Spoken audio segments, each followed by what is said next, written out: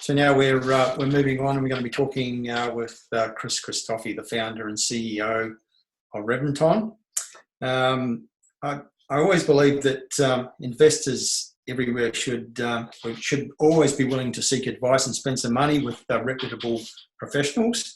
And one that I've known for more than 10 years now, I think, Chris, that Reventon and Hotspotting have been associating and doing business together. Welcome to the program. Thanks for having me, Terry. So, okay, I'll just stop the screen share so that we can actually see a little bit more prominently. Could you just tell us a little bit about Reventon, who you are and what you do? Well, Reventon was started in 2005. We're a fully integrated financial services platform. So we help clients from A to Z, from finding, sourcing the property, to making sure they get the right lending solutions, to property management, to accounting, to financial planning, to ensure they get the right tax variation forms, the depreciation schedule. So basically from A to Z, we're a holistic company, and we specialize in real estate, investment real estate predominantly, around about the $4,700,000 mark. You sound like a bit of a one-stop shop for property investors, so they can get a lot of their needs met in the one place. That's correct. And look, it takes people around about 180 to 200 hours to research, to find the property, go to the right lender. So what we've done is condense that and put all those professionals in the right area. But before we talk about real estate, we sit down with the clients and go over their goals and objectives and their needs to see exactly what they're trying to ascertain, what their tax position is, what their net disposable income is, and to see exactly how we can assist them before we recommend properties or any areas. Okay. Now, Chris, I know that you've also got a book in the works. What stage of the publication process is that at the moment? Well, the book should have been out, Terry. It's actually it's been in the making for quite some time, but it's almost finished. So it should be out by January latest. It's called Your Path to Wealth Brick by Brick. And what this does, it's got the Reventon formula in it, which is basically the blueprint on how to purchase real estate, how to get the right foundations, how to goal set, how to make sure you have, you work out all your savings and stuff like that, and how to put you on the right path. And more importantly, how to duplicate that process over and over again. Because one or two properties are not going to set you up for retirement. 4, 5, or 6 will. So repeating that process is vital. Yeah. So as you know, I had the opportunity to see an early manuscript of the book, which I've written an endorsement for, because there's plenty of people out there, I guess, who know quite a bit about property investment, but being able to write it in an articulate and coherent way so it's very readable is a skill that not many people have. And I have to say that it was not only one of the most insightful books about property investment I've seen, but also a very, very well written one. Thank you very much, Terry. But let's talk about some of the key messages that you seek to impart in the book. And I know when we were talking earlier in the week, we talked about the simple philosophy that somebody who might have $700,000 or $800,000 to spend, many people would go looking for one high-quality property, where your philosophy very much is you can leverage that into 2 smaller ones and have some kind of diversity in your portfolio. Yeah, I agree to that. And in the book too, I speak something called the rental pyramid, which basically categorizes property into 3 sections.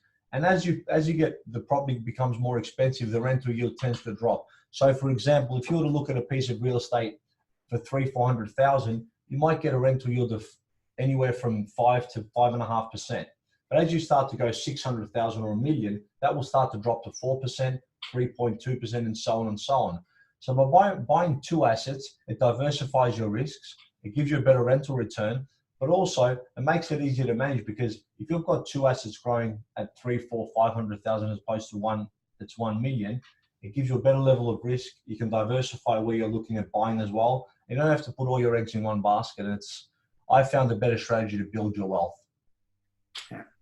So what are some of the other key messages that I know it's hard to encapsulate in 5 minutes, the content of a 200 or 300 page book, but what do you think the other key messages in the book are? The other key message is really understanding your finances, understanding where you can save some money, how to put yourself on the right path and get good spending habits. And a book that I learned a lot from was The Richest Man in Babylon, which also says to pay yourself first. So as your income increases, it's important that so does your saving increase, because $1 saved is like $3 earned. So by the time you consider the amount of tax that you pay, your mortgage, it takes $3 for you to actually be able to save 1. So as your income increases, as I was saying before, most people that get a pay rise, what they do is they increase their lifestyle accordingly. They don't necessarily save a little bit more money. So it's kind of like your big brother of finances identifying exactly what you need to do to get into the market. And the second step is getting the right team. Now, a lot of your guests prior to me spoke about getting the right lending, the right mortgage broking company behind you, which is very, very important. Making sure you get the right research, which, as you mentioned, we've been doing research with Hotspotting for over 10 years. So that's one of our 3 methods in where we research each of our property locations, which is very, very important. But when you've got the right team on the right page, on the same page, they can actually duplicate that process and really make you from rich to wealthy. So that book encompasses that a lot. Okay, now I know that Reventon has certain areas that it likes to find to source investments for their clients, and a number of them are in good, strong regional areas. You do have a particular focus on the stronger regional centres at the moment, I think. That's correct. Since 2014, we had a massive focus in Geelong, which was selling 4-bedroom homes there, and getting good quality builders is very, very important with a good track record to making sure that you get a good product at the end of it, so it is rented, and that you're investing in areas that have a high owner-occupier rate and not just investor, so that makes a big difference as well. So we were selling houses there for around about 400 to 420. Those houses now are 580, 620,000. Now renting for $420 back then. So the last 4 years, we had a strong presence in Geelong. Now we're focusing on Ballarat, Bendigo, and Southeast Queensland as well, because looking at that $400,000 to $700,000 mark that offers everything that we need, it's not the easiest thing to do. Yeah. And I suppose those kind of locations are a perfect fit for that philosophy we talked about earlier, where you're better off leveraging $700,000 if that's what you've got available into 2 properties, and that sort of 300 price range where you're going to be getting better rental yields. So the Geelongs, the Ballarats, the Bendigos are a perfect fit for that strategy. And it is, and what that's also doing is a lot of our clients that have a mortgage, when they've got one property that's grown 1 to 200,000, in some cases they're opting to sell it and pay off their mortgage, so it's unencumbered. So that's really helping our clients pay off a large debt, which is their mortgage, and they can really focus on building their wealth thereafter. So that's a big catalyst. And also what we're seeing a lot more of is rent vesting. People that are young professionals that are living in the city, that are working in the city, that want to live in areas where they want, but they're investing in areas where they should. So they're rent vesting. So they're basically investing in areas like regional Victoria, your Geelongs of the world, your Ballarat, and in now Southeast Queensland. So we're seeing a big shift in people doing that now, because they're finding having 100% tax efficient debt and not having a large mortgage over their head is really a much better way to build wealth. Yeah. And apart from the affordability aspect, what is it about locations like, say, Ballarat and Bendigo that you like in terms of their credentials to provide growth for investors? Well, in Geelong specifically, the infrastructure there's been great. You've seen a lot of, we had greenfielding in Geelong, I think, which had a big impact. The regional grant, which was 20,000. So had a lot of first home buyers and people from Geelong moving to Mount Dunedin, Warralilly, and buying new houses. That really forged a strong demand in Geelong. I still think Geelong's going to keep growing, but what you saw in the last 3-4 years in terms of the growth, I don't think we'll do that again in the next 3 years, because I think it's performed very well from early 4s to late 5s, early 6s. But I think Ballarat's going to follow suit in the same token as Geelong did. So mainly the answer to your question is good infrastructure, schools, shopping centres, and all those kind of things. Good workforce to amenity, transport, and all those things as well. And one of the things I particularly like and always look for with what we do at Hotspotting is a diversified economy. And I think the places that you've been talking about have that. They're not economies that are strongly reliant on the resources sector or on the tourism sector. They have true diversity in their economies.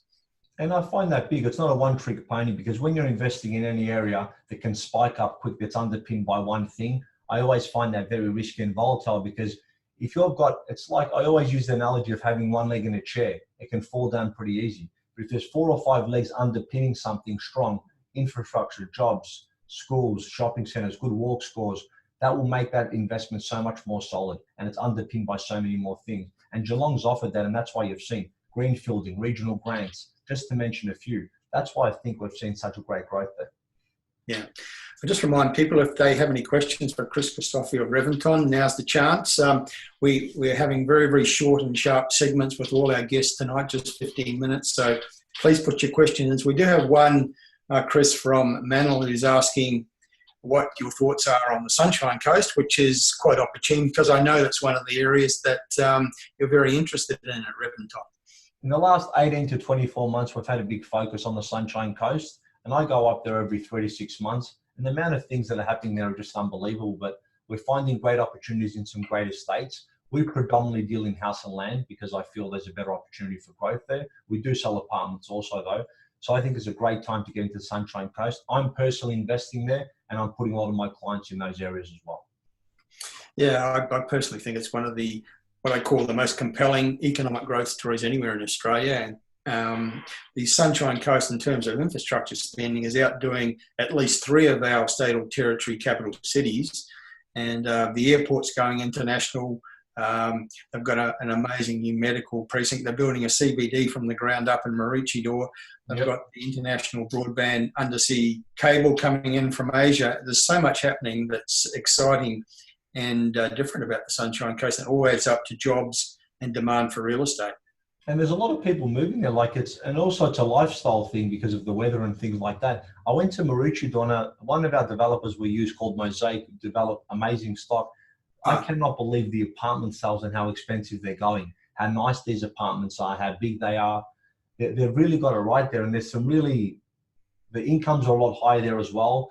The vacancy rates are low, and it's really driving all the other prices up because if there's real expensive purchases in the area, it's going to push the 450, 500 prices up a lot faster. So we are seeing that now, and record prices, which I've got to say, I've been quite honest with the amount of sales in these apartments, what they were getting. I'm interested that you mentioned Mosaic. They've got a wonderful waterfront site that they're now building on in the Maroochydore area. And yes. I think if my memory's correct, they told me that their penthouse is sold off the plan for $6 million and the sub-penthouse for a price a little bit under $6 million. I don't think the Sunshine Coast has ever achieved those prices before, and it says something about where that market's going.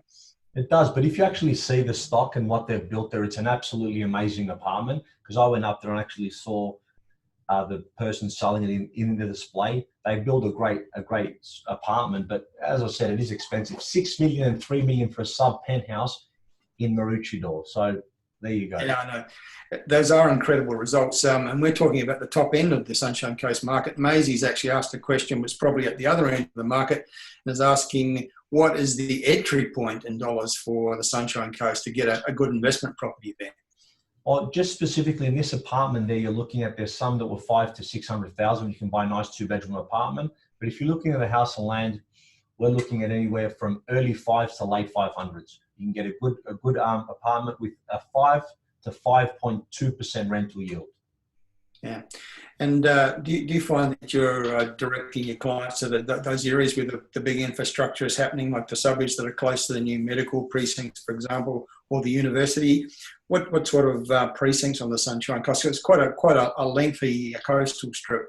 Where are you directing? There's quite a few, and it depends, because some of them that haven't got all the infrastructure there yet might be a 10 to 15 year play. So when we look at our client situation, depending on how old they are and when they're going to retire, will depend what area we might direct them to.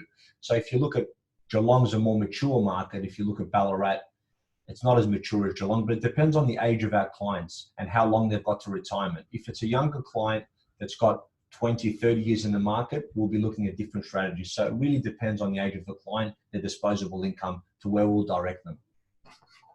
Okay, Chris Christofi from Reventon, many thanks for your contribution tonight. I've just shared my screen so that if people want to follow up, ask some more questions, talk a little bit about what Reventon can do for them as property investors. That's how you get in touch. Thank you very much for everybody out there. Please, my book, Your Path to Wealth Brick by Brick, all proceeds will go towards a charity, which I'll quickly mention. Fundraising project we're doing called Brick by Brick. We're buying a house, we're buying a block of land, building and paying it outright, and donating to Vinnie St. Paul's. So all proceeds to the book and all future sales from Reventon in 2020 onwards will go towards this charity. So please get behind the book. It's a great book and it'll teach you a lot about property investing. Merry Christmas to everyone, and thank you very much, Terry, for having me on your show.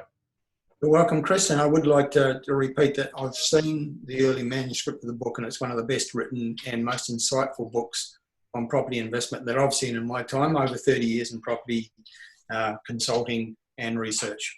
Thank you again, Chris. Thank you, Terry. Okay.